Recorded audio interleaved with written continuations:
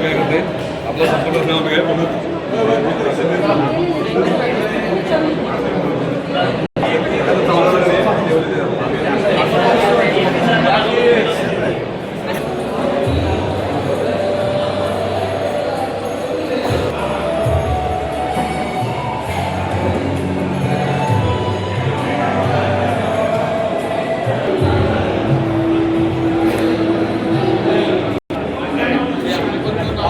Hydrogen मारू शकतो पोट ज्यावर वाढते तेव्हा पोट मारू देते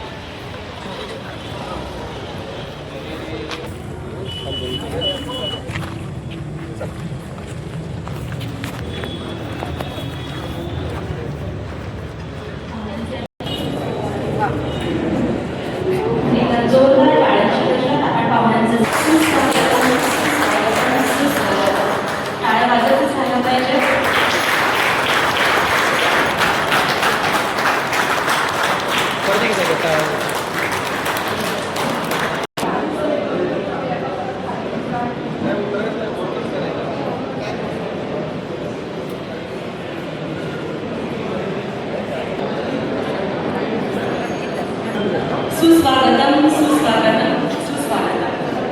मान्य पदाधिकारी, इतर संघटनांचे चालक अधिकारी, व्यावहारिक मराठी भाषा प्रशिक्षण कार्यशाळेत मी उपप्रादेशिक परिवहन कार्यालय इचलकरंजीच्या वतीने आपल्या सर्वांचं सहर्ष स्वागत करते. एकदा जोरदार टाळ्यांनी पुन्हा एकदा भाऊंचं स्वागत करूया.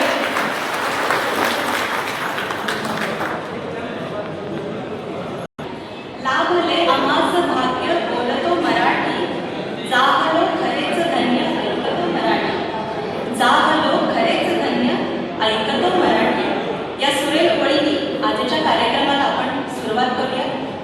कार्यक्रमाची थोडक्यात रूपरेषा: प्रतिमा पूजन, मान्यवरांचे स्वागत सत्कार, कार्यक्रमाचे प्रास्ताविक आणि अभियानाविषयी माहिती, पाहुण्यांचे मनोगत, आभार प्रदर्शन आणि कार्यक्रमाची सांगता राष्ट्रगीतानं होणार आहे. त्याचबरोबर शेवटी लकी ड्रॉ होईल आणि पुस्तक वाटप होईल. त्यांना विनंती करते की त्यांनी प्रतिमा पूजन करावं.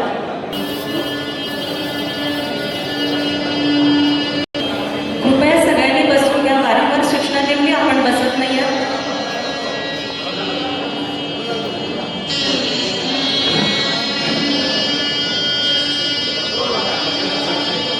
या ठिकाणी कवी कुसुमाग्रज यांच्या प्रतिमेचं पूजन होत आहे.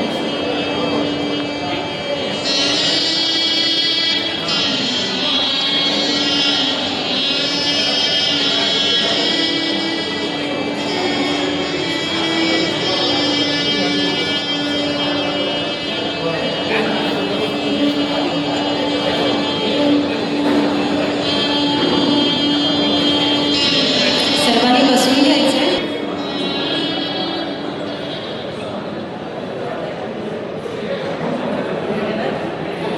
भारतीय संस्कृतीत भारत पुष्पगुच्छ देऊन त्या ठिकाणी सत्कार करण्यात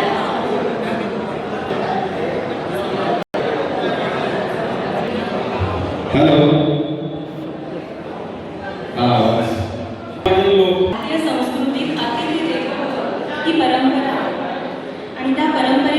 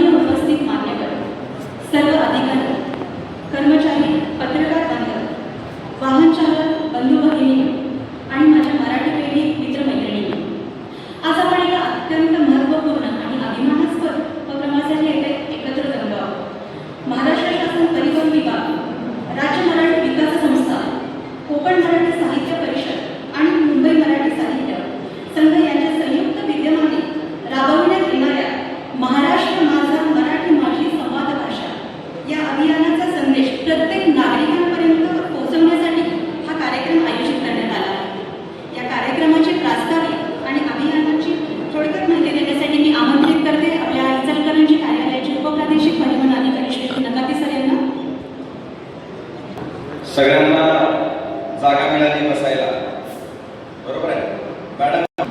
आदरणीय व्यासपीठावरील आदरणीय आणि समोर उपस्थित माझ्या इचलकरंजी हद्दीतील माझ्या जीवाभावाचे सर्व वाहन चालक, मालक, सर्व संघटनेचे पदाधिकारी, सर्व संघटनेचे सदस्य, मी श्रीकृष्ण नकाते इचलकरंजीचा प्रादेशिक परिवहन अधिकारी म्हणून गेल्या 22 तारखेला मी इथं रुजू झालोय.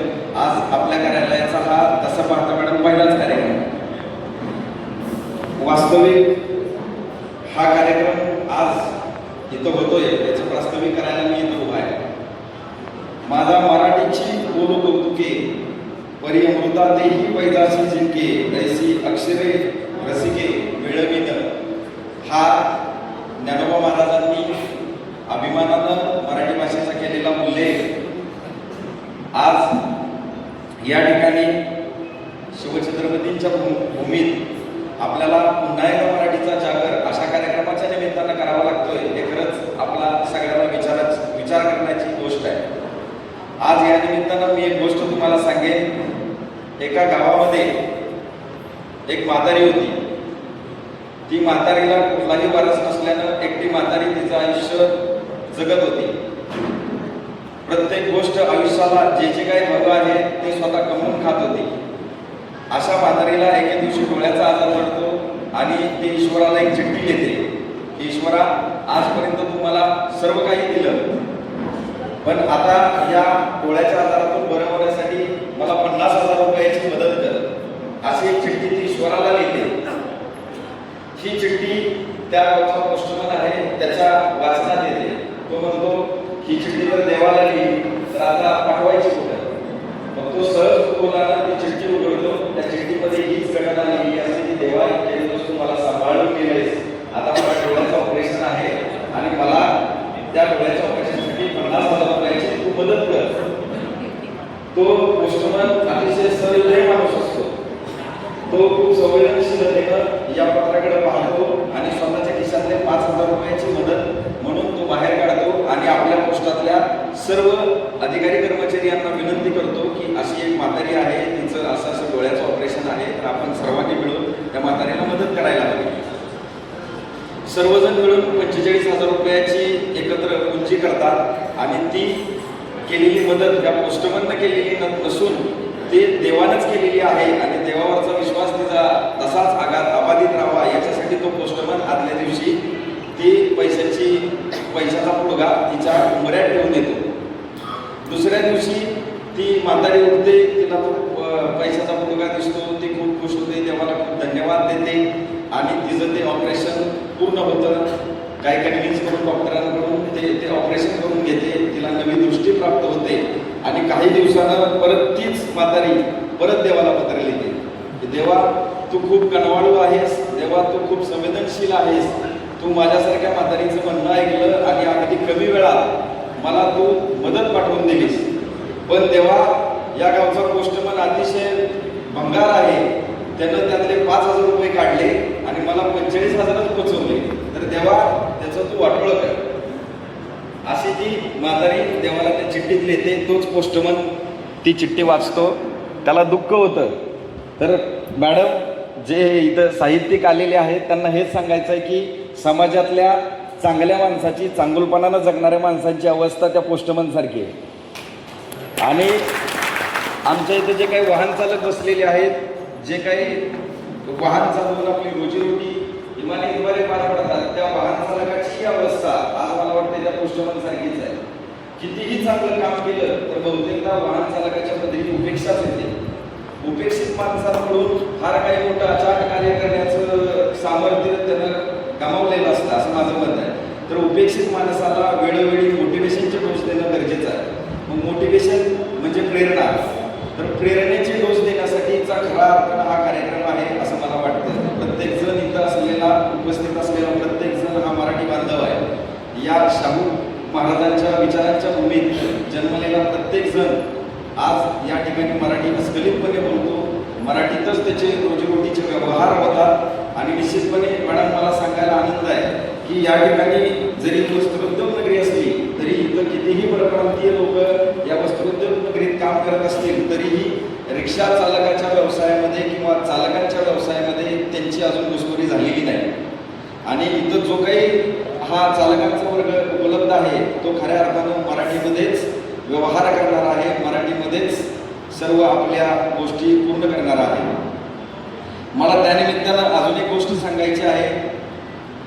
इथं आपल्याला मराठीविषयीचं बहुतेकदा काय होतं की एखादा कोणताही व्यावसायिक नेहमी त्याच गोष्टी त्याच करत असताना मराठीच्या जाणीवा त्याच्या भाषेच्या जाणीवा त्याच्या बोथट झालेल्या असतात. मग मला वाटतं की भाषा वाढवण्यासाठी, भाषा पुढच्या पिढीमध्ये जाण्यासाठी आणि भाषेचं समृद्धीकरण होण्यासाठी आज जे काही करावं लागतंय ते करताना आपण कमी पडतो. मग हे काय कमी पडतं, काय करणं अपेक्षित आहे, काय आपण कमी पडतो, हे मला वाटतं खऱ्या अर्थानं मॅडम तुम्ही यावरही देखील 5 मिनिटाचा प्रकाश टाकावा आणि हा कार्यक्रम आपण सर्वांनी शांतचित्तानं ऐकून घ्यायचा आहे. ही लोक मुंबईवरून खूप उच्चपदस्थ लोक आहेत. मुंबईवरून ही लोक खास आपल्यासाठी आलेली आहेत, विनामोबदला आलेली आहे.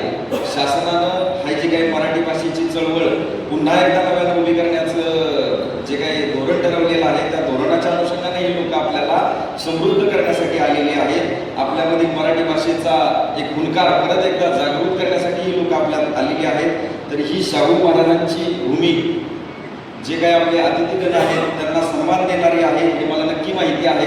तर आपण यांचं जे काही मनोगत आहे ते आपण शांतचित्तानं ऐकून घ्यायचं आहे. आपले जे कुठले प्रश्न असतील ते सर्व प्रश्नाची उत्तरं द्यायला मी इथं 24 घंटे उपलब्ध आहे. कार्यालय शेजारीच कार्यालय आहे, त्याच्यामुळं तुमचे काही प्रातिनिधिक प्रश्न आहेत ते सर्व लोक याची उत्तरं प्रातिनिधिक स्वरूपात देतील. ज्यांच्या कोणाची काही अडचण असेल तर इथं न विचारता मी तिथं कार्यालयात उपलब्ध आहे. तर कार्यालयात या सर्व गोष्टींची उत्तरं तुम्हाला मिळतील. कुठलाही प्रश्न आपला अनुत्तरीय राहणार नाही एवढी खात्री देतो.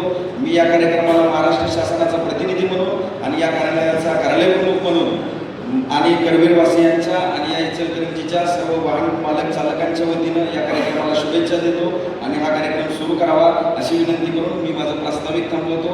जय हिंद, जय महाराष्ट्र, जय हिंद. या ठिकाणी एक आमंत्रण उल्लेख करायचा वाटतो. आज खरोखर आषाढ महिन्यातील एक पहिला दिवस आहे आणि आपले कविकुल कालिदास यांची जयंतीचा दिवस आहे असं आज आपण मानतो. याच दिवशी मेघामाता आपल्या प्रियेला त्यांनी निरोप दिला होता आणि तेच मेघदूत आज अजरामर काव्य म्हणून या ठिकाणी प्रसिद्ध आहे. आणि हा एक योगायोगच किंवा सुयोग म्हणावा लागेल आणि याचं औचित्य साधून आपण पुढच्या कार्यक्रमाला सुरुवात करूया. यानंतर मान्यवरांचे मनोगत होतील. असे म्हणतात की दिशादर्शक आणि मार्गदर्शक योग्य असतील तर नक्कीच योग्य दिशा सापडतात. असेच काहीसे मार्गदर्शन करण्यासाठी मी या ठिकाणी बोलावू इच्छिते डॉक्टर प्राचार्य हर्षवर्धन लिखिते मॅम यांना. नमस्कार. आता सगळे जागे म्हणजे काय थोडी सकाळची वेळ लवकर उठतात तुम्ही, सकाळी मुलांना सोडायला मिळालं त्याच्यामुळे असे मध्ये बोलायला लवकर लागतं तर मुलगी लागण्याची शक्यता म्हणून चेक केलं. ते सगळे जागे आहेत ना? येस. नमस्कार. सुरुवातीलाच नकाते सरांचं देखील अभिनंदन करेल की अजून ह्या परिसराला कसं त्यांचं अजून नवीनच सुरू झालं ते परिसर माहीत नसताना पण त्यांना एवढा कॉन्फिडन्स आहे तुमच्या दोघांबद्दल, एवढा आत्मीयतेने ते सांगत होते. गेले 2 दिवस झाले आमची भेट झालेली आणि चर्चा होते. त्याच्यामुळे ते नवीन असताना आम्हाला वाटलंच नाही की मला आता तुम्ही बोलण्यामध्ये कळलं की तुम्ही नवीन दुरुस्त झालेलं. आम्हाला वाटलं तुम्ही मुलांना इथेच आहात आणि अक्षरशः तुमच्याच वाचत झालेलं एकरूप झालेले आम्हाला नकाते सर वाटलं. तर खरंच तुमचं सर अभिनंदन आणि कौतुक की तुम्ही एवढ्या कमी वेळात सगळ्या लोकांना गोळा केला आणि आम्हाला जर संवाद साधायचा तुमच्याशी त्यासाठी सरांनी हा उपलब्ध करून दिली जागा आणि सगळं तुम्हाला एकत्र आणलं. त्याच्यामुळे खरंच खूप अभिनंदन आणि कौतुक आणि बरं वाटलं की मराठी भाषेच्या तरुणाईसाठी तरुण पिढी देखील जोमाने काम करते आणि सरांनी हा तुमच्या आणि आमचा संवाद घडून आणला त्याबद्दल खरंच सर अभिनंदन आणि धन्यवाद. ज्येष्ठ साहित्यिक, नाटककार, कादंबरीकार, महाराष्ट्र राज्य साहित्य व संस्कृती मंडळाचे उपाध्यक्ष माननीय डॉक्टर प्राध्यापक प्रदीप ढवळ हे जे आमचे कोमसापाचे कार्याध्यक्ष आहेत आणि हे जे सगळं घडून आलेले आहे किंवा मी तुम्हाला आता ज्या कार्यशाळेबद्दल माहिती सांगणार आहे त्याचे एक मुख्य समन्वयक सर आहेत आणि सरांनी काय चालू केले किंवा सरांनी काय केले नाही हे तुम्हाला माझ्या बोलण्यातून जाणवेलच. त्याचबरोबर आमच्या कोमसापाच्या अध्यक्ष आलेल्या आहेत, त्यांची मग अशी ओळख करून दिली, नमिताताई आमच्या कोमसापाच्या सल्लागार आणि सतत अनेक दौऱ्यांमध्ये माझ्या मोठ्या बहिणीसारखी बरोबर असते आणि लढ हर्षलला पहिले सुरुवातीला जाड आली नंतर आम्ही तलवार काढतो तशा आमच्या ज्योतिताई ठाकरेताई आहेत तिथे, बाकीचे सगळे अधिकारी आणि सन्मान्य व्यासपीठ सगळ्यांना नमस्कार. प्रश्न पडला असेल की आपल्याला आरोग्याचे खूप साहेब आणि त्यांनी हा डायरेक्ट हॉलमध्ये बोलून हा कसला मोर्चा ठेवला असा प्रश्न पडला असेल. तुमच्याकडे विचार करत असाल नक्की कशासाठी आम्हाला बोलवलं, काय आहे नक्की, हे सगळ्यांच्या डोक्यात प्रश्न आले असतील. त्याची थोडं सुरुवातीला माहिती देते कारण का ज्योतिताई आणि ढवळ सर हे संक्षिप्त स्वरूपात तुम्हाला मार्गदर्शन करतीलच.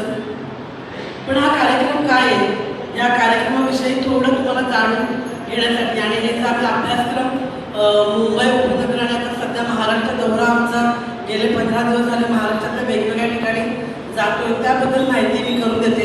नंतर ही लोक बाकीची मंडळी तुम्हाला मार्गदर्शन करतील. बरं, ही कार्यशाळा जी आहे आणि हे सगळं कुठून आलं तर मुळात आपल्या जे परिवहनचा असा नियम आहे, कुठल्याही राज्यातला परिवहनाचा असा नियम आहे की जेव्हा आपण कुठल्या राज्यात रोजीरोटी कमवतो किंवा व्यवसायासाठी जातो तर आपण कुठल्याही राज्यात जाऊ शकतो व्यवसायासाठी, पण आपण कुठल्याही राज्यात जेव्हा व्यवसायासाठी जातो तेव्हा तिकडची बोलीभाषा किंवा तिकडची भाषा येणं आपल्याला गरजेचं आहे असा 24वा नियम सांगतो. आम्ही सांगितलं ते 24वा जो नियम आहे तो सांगतो की ज्या राज्यात आपण जातो तिकडची भाषा तिकडची बोलीभाषा ती आपल्याला येणं गरजेची असते. या नियमानुसार महाराष्ट्र शासनाने देखील सुरुवात केलेली आहे की ज्या ज्या आपल्या पूर्ण मुंबई उपनगराची जी ठिकाणं आहेत तिथे सगळीकडे ही मराठी भाषा ही पोहोचली पाहिजे आणि मराठी बोलणं गरजेचं आहे. यासाठी ही कार्यशाळा. जेव्हा हे सगळं निघालं तेव्हा मग शासनाने बघितलं तर शासनाकडे 200 पानाचा सिलेबस होता की जे अमराठी आहेत ज्यांची बोलीभाषा मराठी नाही, म्हणजे अमराठीची व्याख्या करते जी शासनाने केलेली की ज्यांची बोलीभाषा मराठी नाही आहे, जन्मापासून ज्यांची म्हणजे पूर्वी चालत आलेली ही भाषा मराठी नाही आहे, असे जे अमराठी मंडळी आहेत त्यांना मराठी व्यवहारासाठी जर का महाराष्ट्र राज्यात राहत असाल तर व्यवहारासाठी ती मराठी भाषा शिकणं हे गरजेचं आहे. तुम्ही ते बॅनर बघत असाल, बॅनरवरती बघा गुलाबी अक्षरामध्ये आहे मुंबई मराठी साहित्य संघ. मुंबई मराठी साहित्य संघ कोमसापाची तुम्हाला आता ओळख करून दिली आणि कोमसापाची मंडळी आम्ही सगळी इथे आलेलो. तर मुंबई साहित्य संघ आहे ना, त्या साहित्य संघाचं काय काम आहे तर आपल्याकडे बघा नोकरीसाठी तुम्ही बऱ्याच वेळा बघत असाल कलेक्टर्स आहेत किंवा मोठमोठे अधिकारी आहेत हे प्रांतातून आलेले असतात, त्यांना मराठी येत नसतं. जेव्हा गुजरातमधून पंजाबमधून किंवा बाकीच्या प्रांतातून लोक येतात तेव्हा त्यांना कंपल्सरी 3 महिन्याचा कोर्स असतो. 3 महिने त्यांना मराठी शिकावं लागतं. त्यानंतर तो अधिकारी माणूस त्या पदासाठी त्याचं तो तिकडे त्या पदावर बसू शकतो. ही साधारण गेले अनेक वर्ष ही संस्था मराठी साहित्य ही संस्था काम करत आहे. यावेळेस आता जेव्हा हे 200 पानाचा सिलेबस हे केला तेव्हा आपले परिवहन मंत्री आहेत त्यांनी ढवळ सरांकडे धाव घेतली. ढवळ सरांना त्यांनी फोन केला आणि सांगितलं की सर 200 पानाचं पुस्तक जर का हा रिक्षावाला माझा उबेर रॅपिडो आणि त्या बाकीची लोक आहेत ते चालक मंडळ कधी शिकणार, तो 200 पानाच्या पुस्तकाचा अभ्यास करणार की धंदा करणार, त्याचा व्यवसाय कधी करणार. आणि कसं असतं एक ठराविक वय गेल्यानंतर आपल्याला परत अभ्यास करणं पण शक्य होत नाही. जर का त्या प्रोसेसमध्ये आपण असतो तर आपण अभ्यास करू पण शकलो असतो. आता तुम्ही रिक्षा चालवायचं सोडून 200 पानाचा अभ्यास कधी करणार आणि परीक्षा कधी काय हा सगळा गोंधळ चालू असताना ढवळ सरांना त्यांनी बोलल्यानंतर ढवळ सरांनी काय केलं, मुंबई शहरातली काही भागातली साहित्यिक मंडळी आहेत वेगवेगळ्या ठिकाणाची त्यांना बोलवलं, काही शैक्षणिक संस्था आहेत त्यांना एकत्र केलं आणि मग त्या जी शैक्षणिक तज्ज्ञ लोक होते त्यांच्याशी चर्चा केली. या 200 पानाचं जे पुस्तक आहे जे सगळ्या चालकाला कंपल्सरी आहे त्याच्यातून काय मार्ग करता येईल, आपल्याला काय करता येईल. मग अनेक दिवस त्यांनी अभ्यास केला आणि मग हे 200 पानाचं पुस्तक या 2 पानावरती आलं. 200 पानाचं पुस्तक जे होतं ते ह्या 2 पानावरती आलं आणि ह्याच्यात 15 वाक्य आहेत. मग ती तशी कशी तयार केली? जी साहित्यिक मंडळी आणि बाकीचे लोक आले त्यांनी काय केलं, जी मराठी आणि हिंदी भाषा त्याच्यामध्ये जे सिमिलर शब्द आहेत, चिंता म्हणा किंवा काही असे सिमिलर शब्द आहेत की जे मुंबई म्हणजे मराठीमध्ये आणि हिंदीमध्ये प्रचलित आहेत, ते शब्द घेऊन फक्त या 2 पानावरती सिलेबस आणला. त्याच्यामुळे खरंच ढवळ सरांचे धन्यवाद मानावे लागतील की सरांनी तुमच्या सगळ्यांचा विचार केला. आता सर त्याच्या बाबतीत सर स्टोरी सांगेल की सरांनी रिक्षा चालकांचा काय विचार केला. जेव्हा ते त्यांचं मनोगत व्यक्त करतील तेव्हा ते तुमची स्टोरी सांगतील की कसा विचार केला आणि काय. तर हा सिलेबस एवढा सोपा आहे ना, म्हणजे आपण तुम्ही तर अनेक वर्ष इथे राहतात आणि मराठी बोलतात, पण मुंबई आणि परप्रांतात आहे किंवा इथे पण काही असे 1-2 मंडळी असतील की ज्यांना नाही नवीन नवीन आता हे सुरू केलं आणि त्यांना मराठी नाही बोलता येत, प्रयत्न करतात पण मराठीचं प्रोनाऊन्सिएशन चुकतं.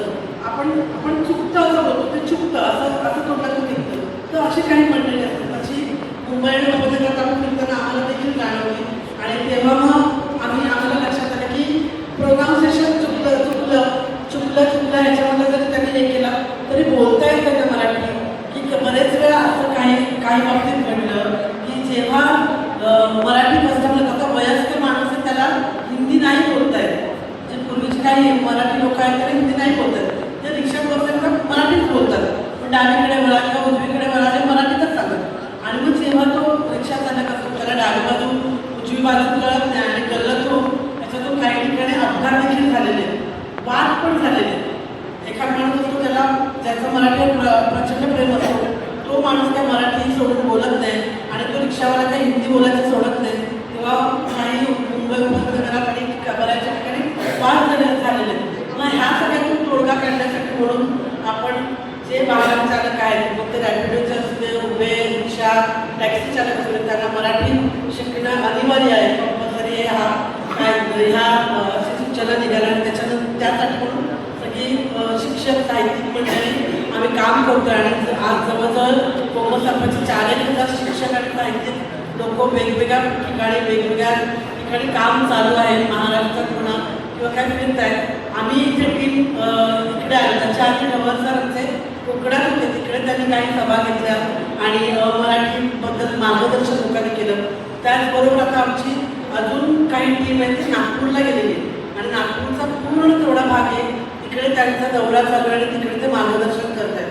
मी बऱ्यापैकी हा इतिहास त्यांचा सांगितला कारण का आपण अचानक तुम्हाला हे आले आणि सांगायला गेले तुम्हाला कळणार नाही, पण तुम्हाला यामागचा इतिहास कळला पाहिजे की हे काय आहे, कार्याच्या कशासाठी आणि काय निघालं आणि 200 पानाचं पुस्तक 2 पानावर कसं आलं त्याचा थोडा इतिहास म्हणून सांगितले. मी मगाशी तुम्हाला डावा उजव्याची सांगितली गंमत.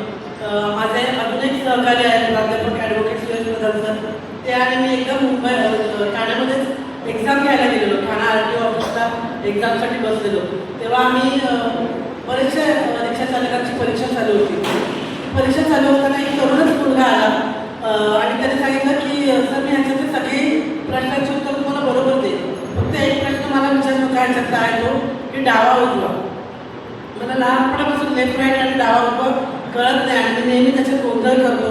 त्याच्यामुळे त्याला ते विचारून सोडून मला काही विचारलं. मग आम्ही त्याला हे केलं की म्हणजे काम कर 15-20 मिनिटं तुला आम्ही शिकवतो, तेच पाठ कर आणि त्याचंच आम्हाला उत्तर दे, म्हणजे पुढे काही जे प्रॉब्लेम येतील ते संकटाला तुला तोंड देता येणार. अशा बऱ्याचशा गमती होतात आणि हे करतात. त्याच्यामुळे हे होऊ नये प्रवासांचा आणि तुमचा प्रवास सुखकर व्हावा यासाठी आम्ही तुमच्याशी संवाद साधायला तुम्हाला माहिती द्यायला आलो आहे. बऱ्यापैकी मी माझ्या परीने ह्या कार्यशाळेबद्दल माहिती सांगितलेली आहे. आता तुमची सुद्धा आपल्या ज्या सूत्रसंचालन करणाऱ्या मॅडम आहेत त्यांना मी सुपूर्द करते. ही एक्झाम कशी होईल आणि एक्झामचं पॅनल काय आहे त्याबद्दल पण होती त्या तुम्हाला सविस्तर माहिती सांगते. धन्यवाद. लोक भाषा ही केवळ संवादाचं माध्यम नाही आहे, तर ती आपल्या संस्कृतीची ओळख, विचारांचा वारसा आणि माणसाला माणसाशी जोडणारा स्नेहबंध असतो. असाच संवाद आणि असाच स्नेहबंध साधण्यासाठी या ठिकाणी मी आमंत्रित करते डॉक्टर प्राचार्य ज्योतिताई ठाकरे मॅडमांना. जय महाराष्ट्र. इचलकरंजीचा आवाज दिसत नाही मला. सर्वांना जय महाराष्ट्र. क्या बात आहे. आता वाटलं इचलकरंजीमध्ये आले म्हणून. आपल्या सगळ्यांना मनापासून शुभ सकाळ. खरं तर सकाळची वेळ आणि कालच आम्हाला आरटीओमधून फरमान आले की उद्या उपस्थित राहायचं आणि आम्हाला समजलं की आम्ही कशाला यायचं आणि इकडे आम्हाला कधी सगळी साहित्यिक मंडळी. आता साहित्यिक मंडळींचा आणि आमचा काय संबंध हा आमचा दुसरा प्रश्न आणि त्याच्यामुळे जे गोंधळलेले चेहरे आहेत त्याबाबत आमच्या सन्माननीय हर्षला मॅडमनी आपल्याला सगळ्यांना सांगितलं. पण तुम्ही जेव्हा येऊन बसला त्याच वेळेला तुमच्या हातामध्ये एक पुस्तक आलं का पुस्तक? कुणाच्या हातामध्ये आलं मला दाखवा बघू जरा. अजून कुणाला मिळालं नाहीये. सगळ्यांच्या हातामध्ये पुस्तक आलं का? सरळ सरळ करा. आलं ना? हा. आता हे असं पुस्तक आहे. या पुस्तकावर एक नकाशा आपल्याला दिसतोय बघा बरं. कसला नकाशा आहे तो? महाराष्ट्राचा. आणि त्या नकाशामध्ये एक अक्षर लिहिलंय. काय अक्षर आहे? हा म कसला आहे? क्या हुशार आहे इचलकरंजी. अगदी पहिल्या वाक्यात बरोबर उत्तर सांगितलं. हा म आहे महाराष्ट्राचा. दुसरा म कसला आहे? मराठीचा. तिसरा म कसला आहे? हा कसला? माणूस की मा आला ना. मी म विचारलाय. म महाराष्ट्र, म मराठी, म मा कसं येईल? म कसला आहे? माझा नाही ना. मा आला ना तो. म मराठी, म महाराष्ट्र, म सांगा. हा बर. वेगळी वेगळी उत्तरं आमच्या इचलकरंजीकरांची येतात. खरं तर इचलकरंजी हे कणवी नगरीच्या आसपास वसलेले एक मोठं शहर आहे. ज्या शहराला खूप मोठी ऐतिहासिक पार्श्वभूमी आहे आणि वस्त्रोद्योगासंदर्भात संपूर्ण देशात नावाजलेलं शहर जर कोणतं असेल तर माझं इचलकरंजी. आणि म्हणून त्या माध्यमातून आम्ही सगळी साहित्यिक मंडळी तुम्हाला एक सराव करायला आलो. कारण हे वस्त्रोद्योगाचं जरी शहर असलं तरी हे कार्यकुशल लोकांचं शहर आहे. इकडे कोणीही माणूस स्वस्त बसत नाही. तो सतत काहीतरी कामामध्ये असतो आणि या कामामध्ये असणाऱ्या लोकांच्या माध्यमातून माझ्या माय मराठीचा स्रोत तुमच्यापर्यंत पोहोचवावा आणि तुमच्या माध्यमातून तो सगळ्यांपर्यंत पोहोचवावा हा उद्देश. आपण म्हटलात हा महाराष्ट्राचा आहे बरोबर, हा मराठीचा आहे बरोबर. पण यावेळेला मराठीचा जागर करायला परिवहन विभागाच्या माध्यमातून आम्ही महाराष्ट्रात फिरतोय. मंडळी तुम्हाला आश्चर्य वाटेल. आम्हालाही माहिती नव्हतं हा म कसला आहे. आम्ही ज्या वेळेला मराठवाड्यात गेलो लोक म्हणाली म मराठवाड्याचा. बरोबर आहे का? आहे. त्यानंतर आम्ही पुण्यामध्ये गेलो काल परवाच्या दिवशी. तेव्हा पुणेकरांना विचारलं. पुणेकर तर भन्नाट. त्यांना विचारलं म महाराष्ट्र, म मराठी, म मराठवाडा आणखी म कसला? तर पुणेकर म्हणाले म महत्वाचा. बरोबर महत्वाचा. आता मी तुमच्याकडे आणि तुम्हाला विचारलं तर तुमची म मधून मा उत्तर येतात. पण मा अपेक्षित नाही. आपल्याला म वर बोलायचं आहे आणि मग मला असं महान. अरे वा. मराठीचा महाराष्ट्राचा म महान आहे आणि याबद्दलचं त्यांनी जे आपल्याला उत्तर दिले ते बरोबर आहे. पण त्याही पलीकडे जाऊन म ममत्वाचा आहे, म ममतेचा आहे. आणि ममता म्हटली की आम्हाला कोणाची आठवण येते? कोणाची? आईची. नाश्ता केला की नाही? दाबून केलाय ना? किती हसले बाकी. बर. तर हा आपला म महाराष्ट्राचा मराठीचा महान आहे, महत्वाचा आहे आणि त्याचबरोबर हा म ममतेचा आहे म्हणजे माझ्या आईचा आहे. बरोबर आहे ना? म्हणजेच माझ्या माते समान आहे. आणि मग अशा महाराष्ट्रामध्ये ही मराठी भाषा जपून आम्ही एकमेकांच्या सोबतीनं ज्या वेळेला राहतो त्यावेळेला आमची रोजीरोटी करू शकतो. कारण आम्हाला ममता मिळते, आम्हाला ममत्व मिळतं आणि या ममत्वाच्या माध्यमातून आम्ही आमचं काम करतो. ही सगळी धाटणी हर्षला मॅडमनी आपल्याला सांगितली की का? तर मुळात असं आहे की आता आपल्या मराठीला जिला जवळजवळ 2500 वर्षाची परंपरा आहे. मराठी काल निर्माण झाली का? नाही. 2500 वर्षाची परंपरा असणारी आमची संतांची, ऋषीमुनींची, खूप वेगळ्या वेगळ्या साहित्यिकांनी जिला प्रतिभावंत पद्धतीनं फुलवलं, आमच्या हृदयापर्यंत रुजवलं, बिंबवलं. या मराठीचा इतिहास 2500 वर्षापूर्वीचा असला तरी सुद्धा एक गोष्ट लक्षात घ्यायची आहे की अलीकडच्या काळात माझ्या मराठीला, या महाराष्ट्राच्या मराठीला, या महान मराठीला अभिजात भाषेचा दर्जा मिळालेला आहे. ही आपल्यासाठी अभिमानाची गोष्ट आहे की नाही? आहे ना? ही आमच्या सगळ्यांसाठी अभिमानाची गोष्ट आहे की भारतातल्या सगळ्या भाषांना अभिजात दर्जा मिळालेला नाही.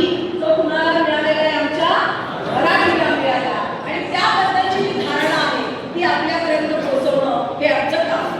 आता मी तिकडे येऊन बोलते कारण शिक्षकाला सारखं असं माईकवर बोलणं आवडत नाही. शिक्षकाला विद्यार्थ्यामध्ये येऊन बोलणं आवडतं. खरं तर माझी इच्छा आहे की खालीच येऊन बोलावं माईक घेऊन, कारण हे अंतर खूप जास्त आहे. विद्यार्थी आणि शिक्षकांमध्ये जास्त अंतर असलं की विद्यार्थ्याला समजत नाही आणि शिक्षकाला समजत नाही की मी काय शिकवलंय ते माझ्या विद्यार्थ्याला समजतं की नाही. म्हणून तुमच्याकडे खाली घेते आणि आपण सुरुवात करू. हा उपक्रम महाराष्ट्र शासनाच्या राज्य परिवहन विभागाचा आहे. राज्य परिवहन विभाग म्हणजे तुम्ही सगळी मंडळी त्याच्यामध्ये आरटीओचा विभाग आपल्याला सगळ्यांना माहिती आहे, बरोबर ना? ज्याच्या अंतर्गत राज्यामध्ये जेवढी वाहतूक आहे ही सगळी वाहतूक चालते.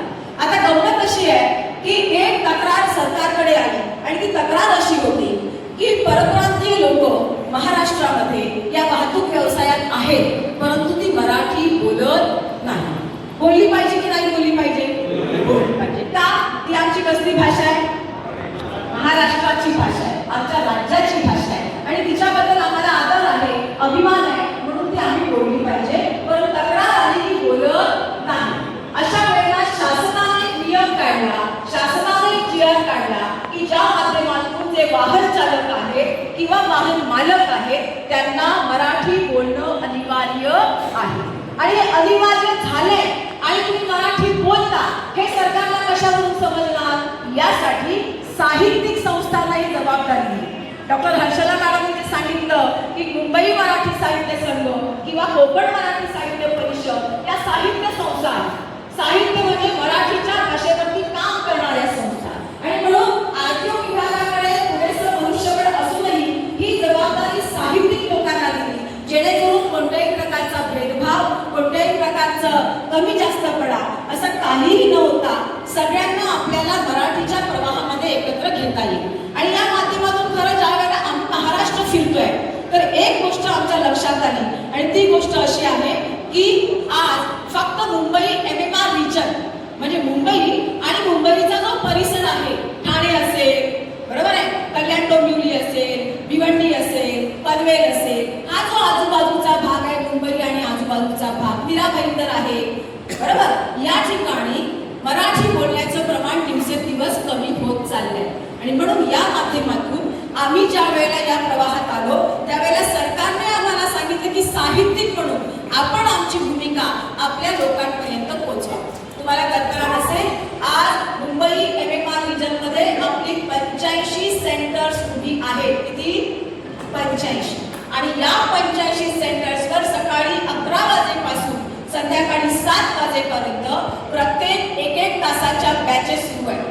आतापर्यंत सुमारे 20,000 लोक मराठी प्रशिक्षण घेऊन या 85 केंद्रामधून आपलं सर्टिफिकेट घ्यायला पात्र झाले.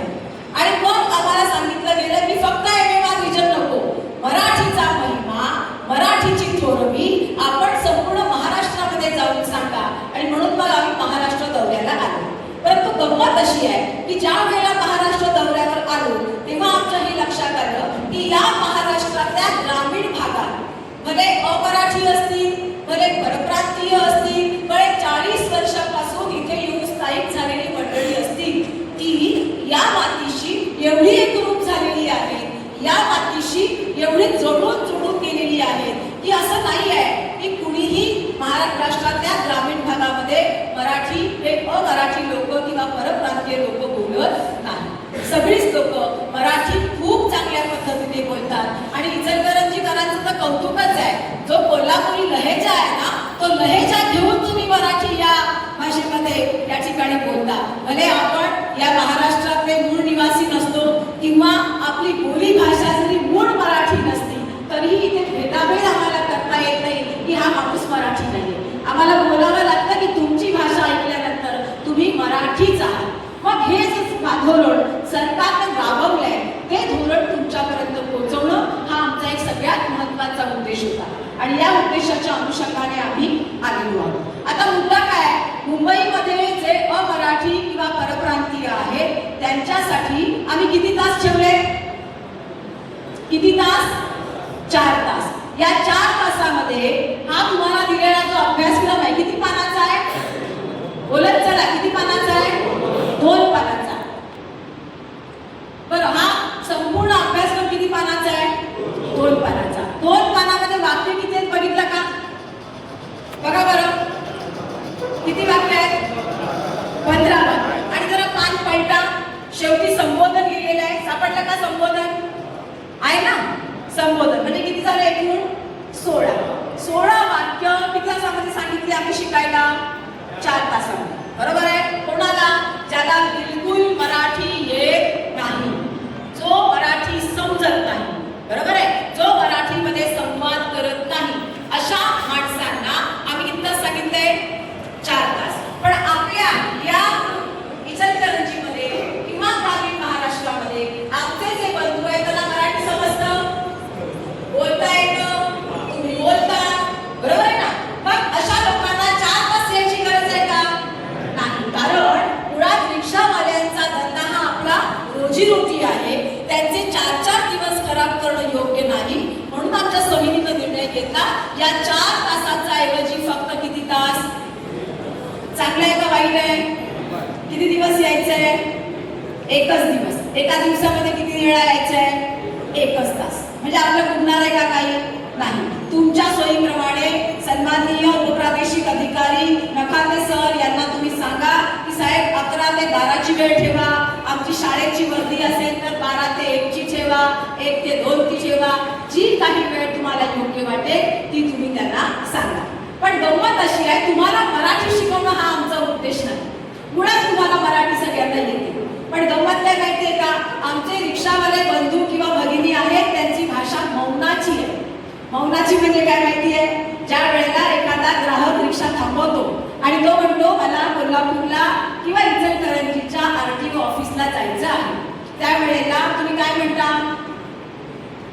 बघा कसा विचार करावा लागतो. असाच विचार तुम्ही तुमचा जेव्हा ग्राहक येतो आणि तुम्हाला तो म्हणतो की मला इचलकरंजीच्या उपप्रादेशिक परिवहन अधिकारी नाही समजत, कुठे? RTO. हा समजलं, RTO मध्ये मला जायचंय.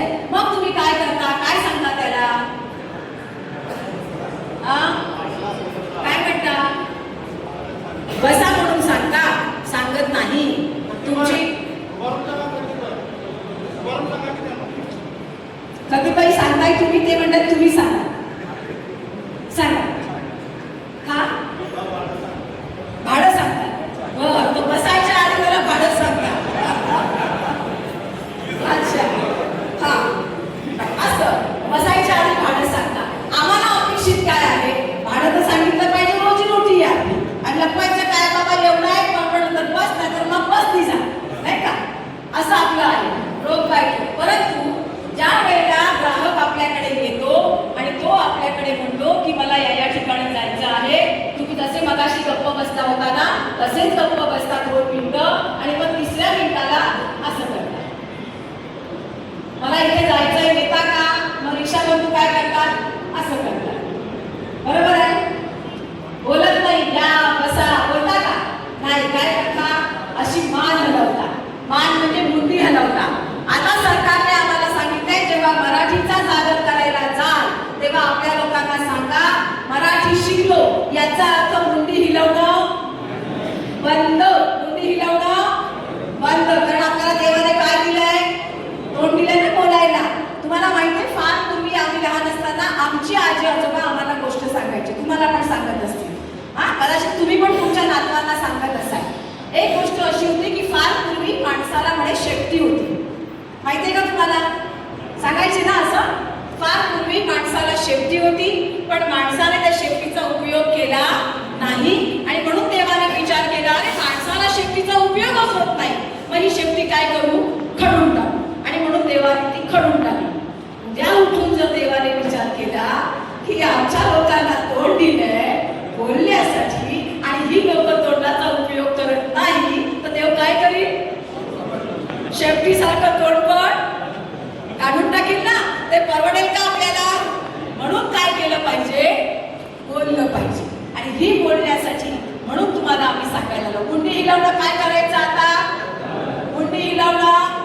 त्याशिवाय काय करायचं? जेव्हा ग्राहक येईल आणि तुम्हाला विचारेल मला या ठिकाणी जायचं आहे, तुम्ही काय म्हटलं पाहिजे? या, बसा. आणखी काय म्हणा दुसरं?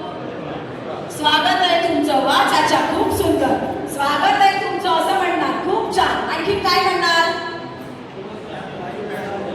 नमस्कार, या. आणखी काय म्हणणार? हा बोला, पाठीमागे. संपली उत्तर. सुस्वागतम, बसा. बरोबर ना? असं म्हणत नाही कधी आम्ही, पण आता म्हणायला सुरुवात केली पाहिजे. करणार आता सगळेजण ही सुरुवात केली पाहिजे. बरं, ज्या वेळेला ग्राहक आपल्या रिक्षामध्ये बसतो, आपल्या इच्छित स्थळी तुम्ही त्याला नेऊन सोडता आणि मग तुम्हाला तो पैसे देतो. बरोबर ना? त्याशिवाय आपण सोडतो का त्याला? नाही. कारण आम्ही काम करतो त्याचं देणं तीच जायचे, पैसे घेतले की मग तुम्ही काय करता?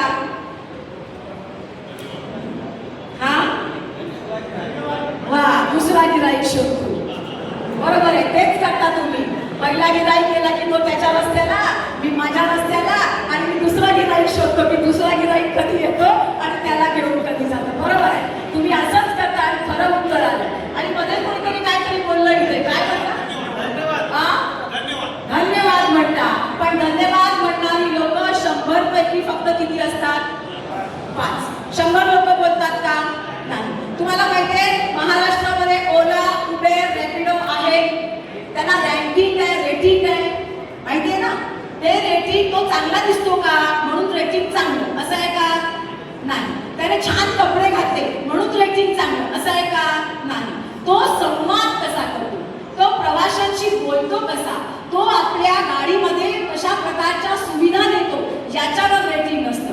अजूनपर्यंत महाराष्ट्र शासनानं आमच्या रिक्षा चालकांना आणि टॅक्सी चालकांना रेटिंग लावलेलं, पण भविष्यात कधी लावतील याचा नेट. आणि जेव्हा ते लावतील तेव्हा मग आम्ही बोलायला सुरुवात करू. सुस्वागतम, नमस्कार, या, बसा. तोपर्यंत आमची जीभ वळणार. म्हणून तुम्हाला आधी सांगायला भावांनो, लवकरात लवकर हे शिकून घ्या. आणि तेव्हा शिकून घ्या जोपर्यंत रेटिंग लावलं नाही तोपर्यंत. बरोबर आहे ना? कारण सवय लागायला वेळ लागते आणि त्यातही चांगली सवय लागायला जास्त वेळ लागते. वाईट सवय पटकन लागते. बरोबर? चांगली सवय लागायला वेळ लागतो. आपण एका सरळ रेषेत चला, वेळ लागतो ना. एखादा कार्यक्रम सरकारने ठेवलाय आणि आपल्याला बोलवलं तर आपण रांगेमध्ये येतो का? नाही, धडकच घालून येतो. का? वाईट लवकर शिकतो, चांगलं शिकायला वेळ लागतो. आणि म्हणून आम्ही तुम्हाला ते सांगायला आलो की जे काही सरकारने मोफत आपल्याकडे पोहोचवायचं धोरण केलंय, त्या मोफत गोष्टीला आपण हो म्हटलं पाहिजे. आता हे करण्यासाठी काय करायचंय? आता पुस्तक दिलेलं आहे सगळ्यांच्या, उघडून पाहिलंय. किती पानं आहेत? 2 पानं. लागते किती आहे? 15. आणि पाठीमागचं आहे 16. हे 16 काही वेळ आहे का? पाऊस पडतो, ग्राहकांनी सांगितला पाऊस पडतो. तुम्ही काय करणार रिक्षात बसल्यावर? बोला, हात वर करा, कारण मला समजत नाही कोण उत्तर देतोय. तुमचा ग्राहक रिक्षात बसलेला आहे आणि त्याच वेळेला पाऊस धोधो सुरू झाला आणि तो ग्राहक तुम्हाला म्हणतो दादा खूप पाऊस पडतोय. तुम्ही काय म्हणणार? थोडा वेळ थांबा आणि मग जावा. बर, तुम्ही सांगाल की आपण थोडं आडोशाला थांबू आणि मग जाऊ. आणखीन काय म्हणता? बर, आणखीन काय म्हणता? रिक्षामध्ये आपण काय लावलेत का? मग ते कधी लावायचे? पाऊस गेल्यावर. तुम्ही म्हणता ना की काय म्हणणार? पडदे लावून घ्या आणि तुम्हाला शक्य नसेल तर थांबा, मी पडदे लावून देतो. बरोबर आहे? हे एवढं साधं सोपं. एक गोष्ट लक्षात घ्या, ही जी परीक्षा इथे घेणार आहे ती परीक्षा लेखी परीक्षा नाही. आपल्याला काही लिहून दाखवायचं नाही. ती परीक्षा वाचनाची नाही. आपल्याला वाचून दाखवायचं नाही. आपल्याला फक्त तोंडी उत्तरं द्यायची आहे. आणि कोणत्या भाषेत द्यायची आहेत? प्रश्न कोणत्या भाषेमध्ये असतील, उत्तरं कोणत्या भाषेमध्ये द्यायची आहेत. आणि मराठी कोणाची भाषा आहे? आम्हाला येते की नाही? मग आम्ही घाबरणार आहोत का? आणि आम्ही तर इचलकरंजीवाले आहोत, आम्ही कुणाच्या बापाला घाबरत नाही. बरोबर. तर या मराठीमध्ये आपल्याला बोलायचं आहे. पॅनेल 3 लोकांचं असेल, लक्षात घ्या. जरा पाठीमागची मंडळी भरभराट या, परत परत कोणी सांगायला येणार नाही. 3 लोकांचं, त्या 3 मध्ये पहिले असतील आरटीओचे अधिकारी. म्हणजे साहेब स्वतः बसतील असं नाही, आपल्या आरटीओची जेवढी मंडळी आहेत त्या आलटून पालटून तुमची परीक्षा घ्यायला बसतील. नंबर 1. नंबर 2 आमची साहित्यिक मंडळी, जसं आमच्या अनिता मॅडम बसल्या तिथे, तुमच्या कोल्हापुरात त्याच आहेत. आम्ही तुम्हाला दिलेले परीक्षक हे सगळे कोल्हापुरातले आहेत. मुंबईवाले येऊन तुमची परीक्षा घेणार नाही. त्यामुळे बिनधास्त राहा. आपल्या आजूबाजूचीच लोक आपल्या सोबतीला आहेत, तर ते परीक्षा इथे घेतील. एक प्रशिक्षक आहेत, बाजूला बसलेले आहेत आमचे. अशा पद्धतीचं 3चं पॅनेल असेल आणि ही 3 मंडळी तुम्हाला किती प्रश्न विचारणार? किती प्रश्न विचारणार? हा, मी असं दाखवते लोकांना 15. आई बाबा मी दाखवते ना किती प्रश्न, वाढवू नका. किती प्रश्न? 3. म्हणजे आरटीओचे अधिकारी विचारणार किती प्रश्न? प्रशिक्षक विचारणार? अरे एकच ना, 2 म्हणजे परत वाढवता का? आणि आपले साहित्यिक विचारणार किती प्रश्न? एकूण किती झाले? 3 प्रश्न. किती पैकी? बरोबर आहे, किती पैकी? 16 पैकी. किती प्रश्न फक्त? पण जे प्रश्न यांना विचारले ते बाहेर आले की परत विचारतो ना, तुला काय विचारलं तेवढंच पाठ करून जातो. नाहीतर मग आम्हाला सवय आहे, तुला विचारलं तेवढंच सांग, बाकीचं बघत नाही. असं कॉपी चालणार. तुम्हाला प्रश्नपत्रिका फोडून दिलेली आहे ना? 16 वाक्याची प्रश्नपत्रिका फोडून दिलेली आहे. ती 16 वाक्य व्यवस्थित बघा. तुमची नेहमीची आहे, वेगळं काही शिकवायची गरज नाही. यांना जे विचारतील त्यापेक्षा दुसरे 3 प्रश्न यांना विचारले जातील. त्यासाठी तुम्ही तयार आहात? सगळे तयार आहात का? मला हात दिसत नाही.